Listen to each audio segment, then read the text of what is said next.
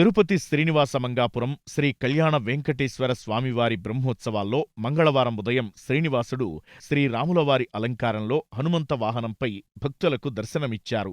ఉదయం 8 గంటలకు స్వామివారు 4 మాడవీధుల్లో విహరించి భక్తులను కటాక్షించారు.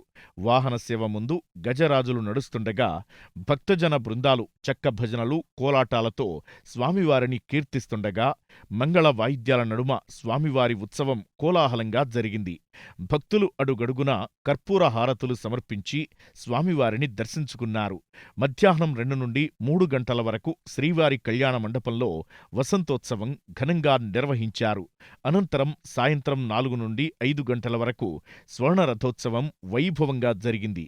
రాత్రి 7 నుండి 8 గంటల వరకు గజవాహనంపై స్వామివారు భక్తులకు దర్శనమిచ్చారు. కాగా తిరుపతి శ్రీనివాస మంగాపురం శ్రీ కళ్యాణ వెంకటేశ్వర స్వామి బ్రహ్మోత్సవాలను పురస్కరించుకుని చంద్రగిరి ఎమ్మెల్యే డాక్టర్ చెవిరెడ్డి భాస్కర్ రెడ్డి దంపతులు మరియు టీటీడీ బోర్డు సభ్యులు శ్రీ చెవిరెడ్డి మోహిత్ రెడ్డి కలిసి స్వామివారికి పట్టు వస్త్రాలు సమర్పించారు.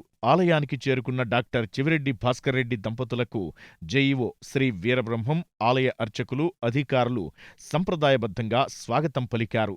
స్వామివారి దర్శనానంతరం ప్రసాదాలు అందజేశారు. ఈ కార్యక్రమంలో ఆలయ డిప్యూటీ ఈవో శ్రీమతి వరలక్ష్మి, ఇతర అధికారులు పాల్గొన్నారు.